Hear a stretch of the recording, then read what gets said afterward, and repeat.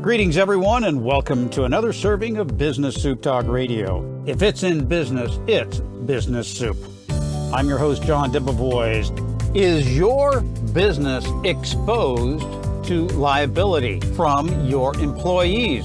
Can your employees come after you if you are managing their retirement plan and you don't make the right investments? You bet they can.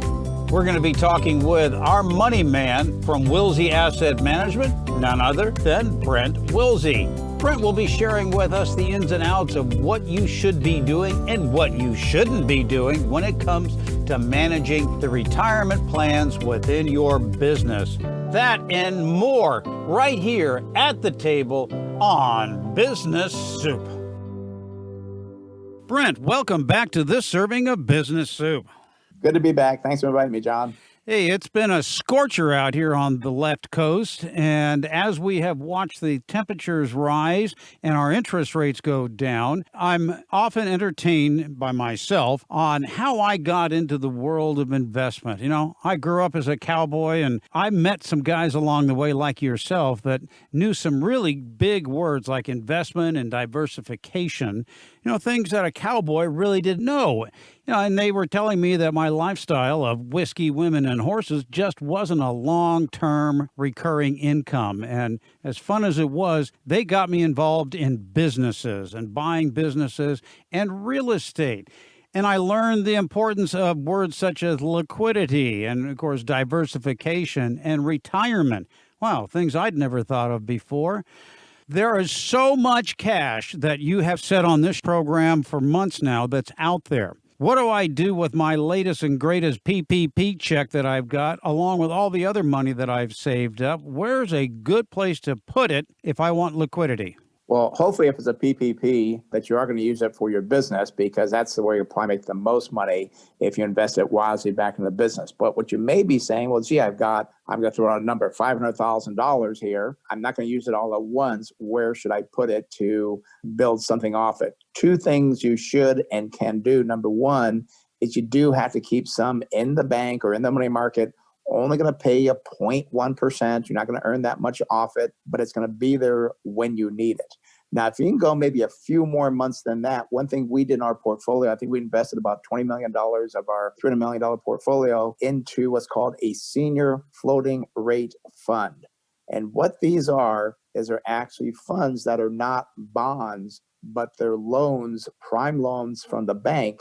And why it's a floating rate, why that's so important is because if rates go up, their rate can go up. And that's a problem with bonds, is that when rates go up, bonds go down to match that new higher interest rate that's being charged.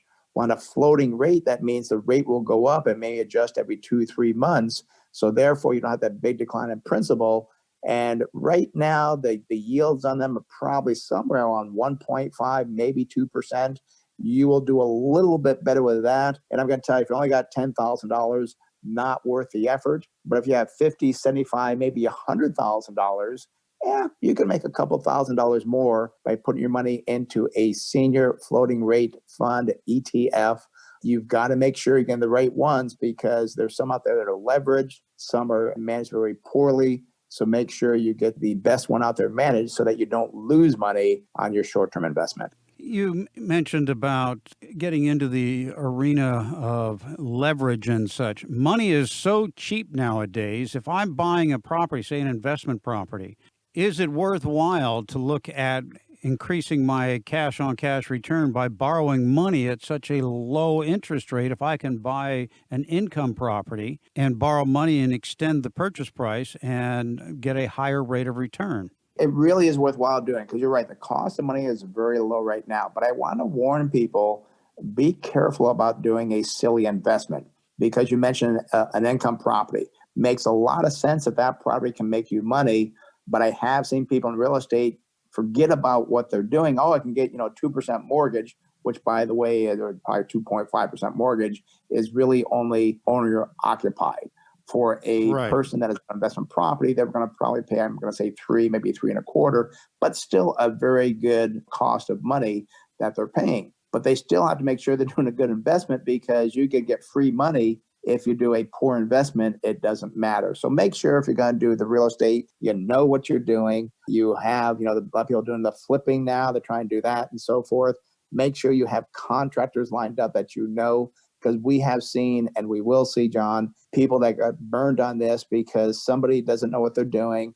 They're going to say, oh, yeah, I'm going to flip this house. It's going to cost me $20,000 to upgrade it. They don't know what they're doing. They get in there. Oh, my gosh, I didn't realize the foundation was cracked. Oh, my gosh, I didn't realize that the roof had to be redone. So Yes. Be careful what you're doing. Make sure you know what you're doing. If you don't know what you're doing, stay away from it, because you're going to lose more money than you're going to make because you don't know what you're doing. On a personal note and a caveat here, as to those that are looking at that flipping thing, there are a lot of people out there that are selling programs teaching you how to flip a house. And I often look at them as I did the gold rush. The ones who made the money were the ones that were selling the picks and shovels and then selling them to the miners. It's not easy flipping houses, because if you take drywall down, you have no idea what's behind door number 1. Yep. And John, I've been in the finance world for over 40 years now.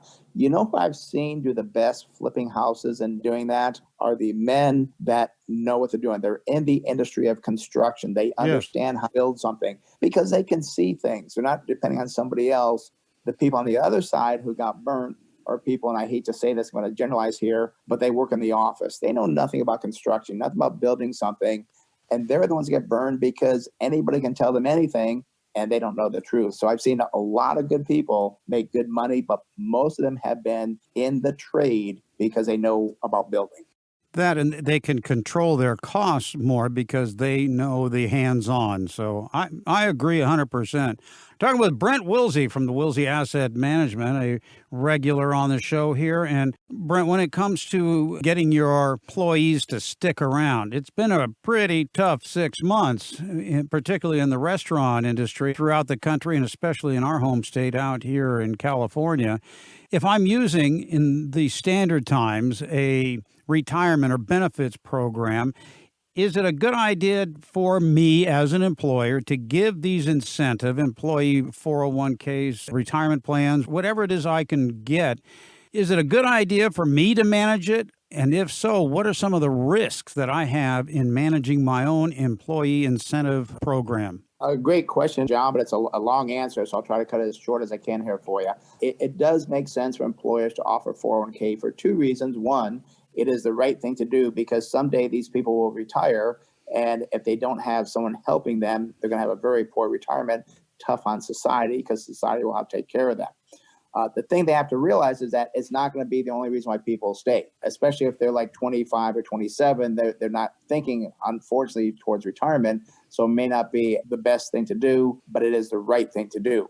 Now, with that said, there are different options out there for employers. And the problem you have to be careful of is, just like anything, an employer can be sucked into a problem. What they have to do, and we do 401ks in our firm, is what's called a fiduciary. So what we do is we have to do what's best for that investor, as opposed to a broker that has what's called a suitability requirement, which means they can sell you any mutual fund, could be the worst performing mutual fund, but it was suitable, well, that was okay.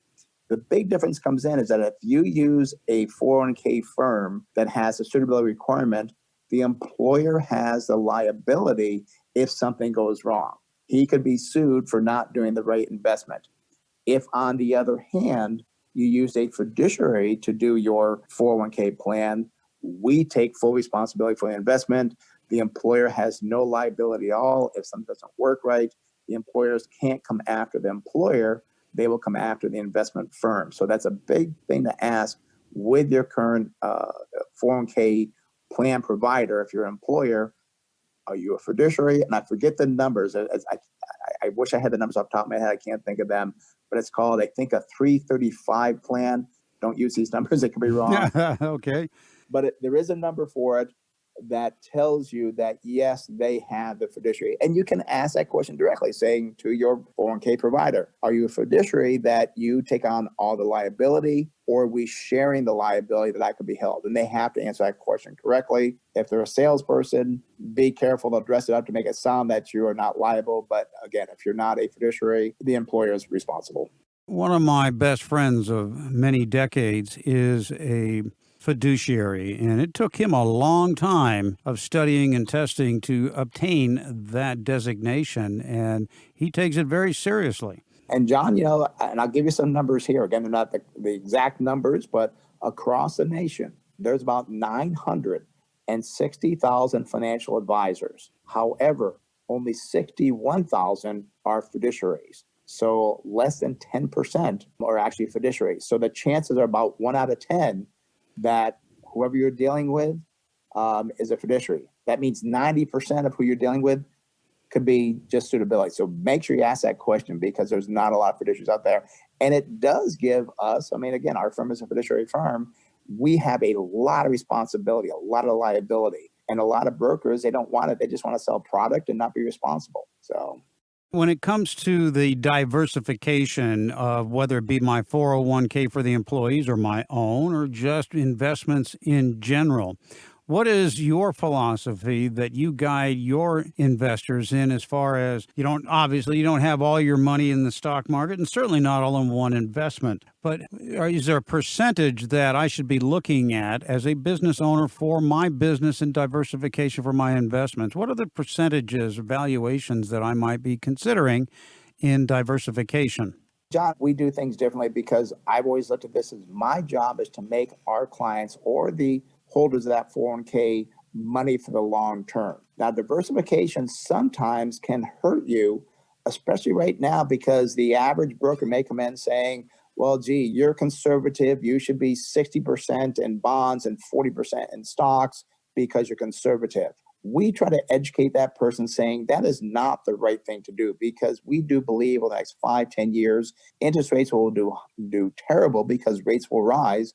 Bonds will go down. So you shouldn't have any money, in our opinion, in the bond market for a long-term investor, because of the fact you're not going to do well. But you need to educate that person on why. Because right now, our portfolio is either in cash, that floating rate fund I talked about earlier, mostly is in equities. Because when we're investing, John, we are investing for at least 3 to 5 years. So I think buying, and again, we don't use mutual funds, we use individual companies.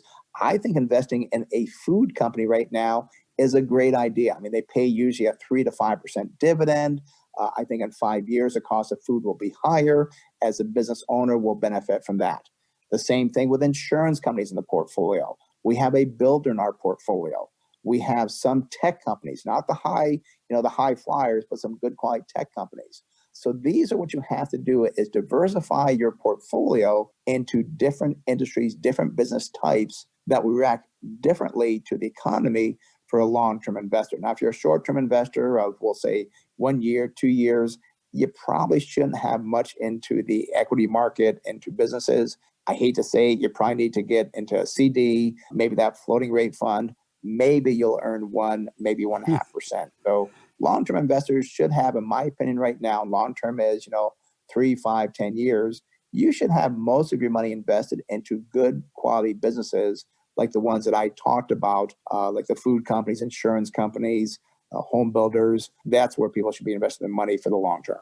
In my earlier days that I made reference to as the cowboy turned investor turned talk show host, one of the things that I learned in real estate was the importance of reoccurring income and liquidity. Mm-hmm. And boy, when I was starting off with just a real estate license, I'd sell something and I'd be living in the Ritz, and 6 months later I was down in the dumps.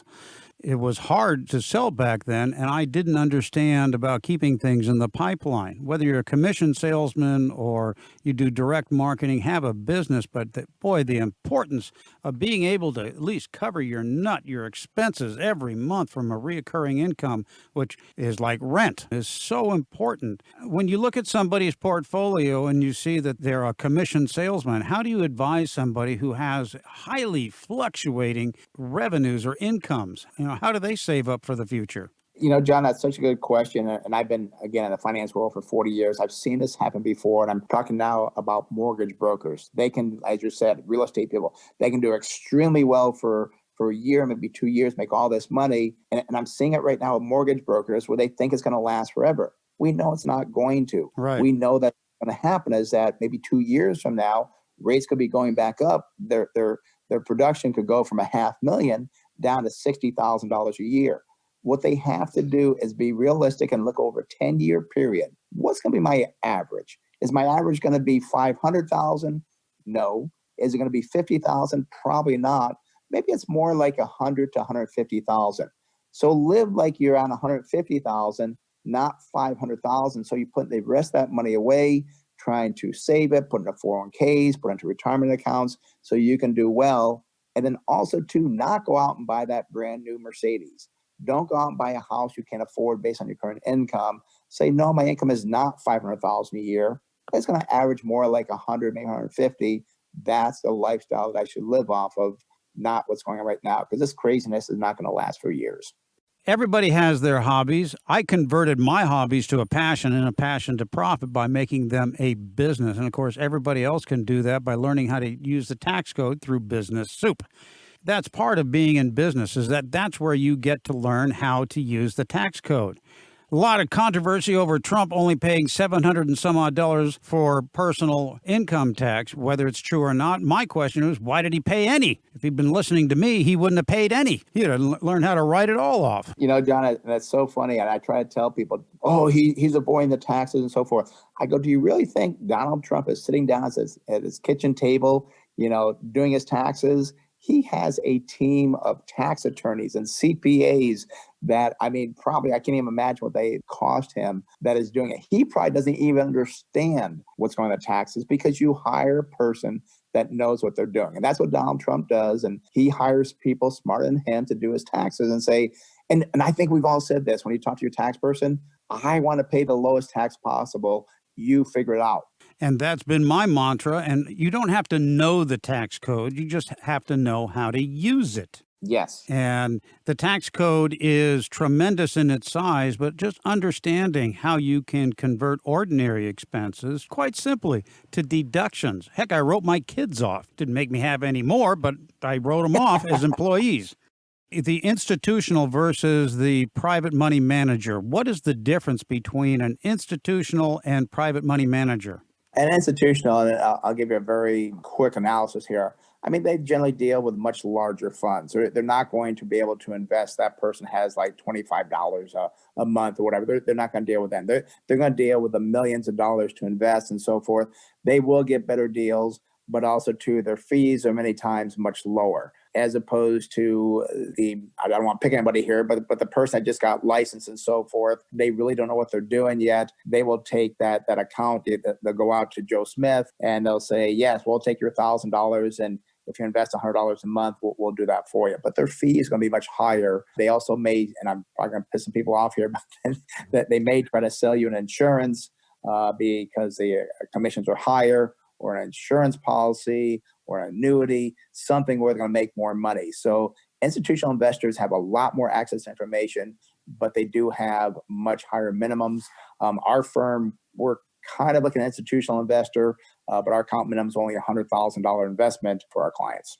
As you dropped in that thing about insurance, what kind of insurance for a business owner? Say I have a corporation and say a C or an S Corp.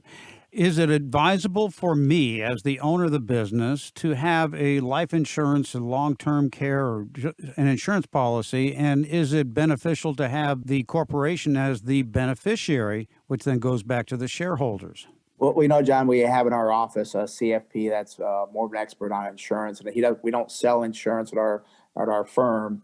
But to give you an idea why he's there is that as a sole proprietor, you may not need any life insurance. But say you're a partner. I'll give an example of why you may want life insurance. Because you're a partner, there's two of you, and if one person passes away, say your company's worth $2 million. Well, it's worth $1 million. Well, unfortunately, your partner's wife, she says, well, I want to be part of your firm. You say, well, I don't want you part of my firm. I don't want to work with you. You don't know what you're doing. Well, pay me $1 million. Well, I don't have the $1 million. So this is an excellent time that if you had that $1 million key man insurance on your partner, you could say, sorry, I don't want you. I'm buying you out for $1 million. Thank you very much. Enjoy your life. Here's your $1 million. But if you didn't have that, you'd be stuck dealing with, people you don't want to deal with who could really drag your business down. So that's a good example. Also, too many times for larger corporations. You want the key man insurance because say that one of the board members passes away, or one of the vice presidents or CEOs passes away unexpectedly. You need that money to go out and find somebody else to replace that person, as opposed to have that void there. It can be very difficult. So as a sole proprietor, many times you don't need it, other than the fact that maybe you'd have to have something to unwind the business. But this is when you want to sit down with a true financial planner, a CFP, not someone who's trying to sell you something, but to really dissect your business for what you need, because maybe you need life insurance for that business, maybe you don't, but you want an unbiased opinion about that. Well, you hit on a point that I'm familiar with, and that is if the partnership falls apart, somebody dies, and in your example, you can either have an exit plan that includes a written document, say in an LLC, or your corporate or your partnership plan, or you end up with a new wife, maybe one you don't like. Exactly. Yeah. And also, too, I'm glad you brought up you've got to have the agreement as well. You can't just do the policy. You have to have the agreement written as well. Correct. Yes, you always plan for the worst and hope for the best. And so you plan for your partners, your good friends to die, and hope they don't, but you have an exit strategy in case they do. Get myself in trouble here, it's kind of like a prenup. Yeah, well, and with that, Brent, I want to thank you for being on this program. Another serving of Business Soup. Brent Wilsey from the Wilsey Asset Management out in San Diego. You can find him through our website at BizSoup.com, where you'll find not only the transcript, but the links. You want to give a guy that knows the big words and how to invest your money? Brent Wilsey from Wilsey Asset Management. Brent, thanks for being on this serving of Business Soup. John, thanks for having me. As always, it goes by way too fast. I always enjoy it. This has been another serving of Business Soup, where business comes for business. I'm John DeBevoise, inviting you to visit the website for more servings of what is best in business. This show has been produced by Market Domination, LLC. To discover how you can have your own show completely done for you and turn it into a real published book and become the authority in your marketplace, go to www.marketdominationllc.com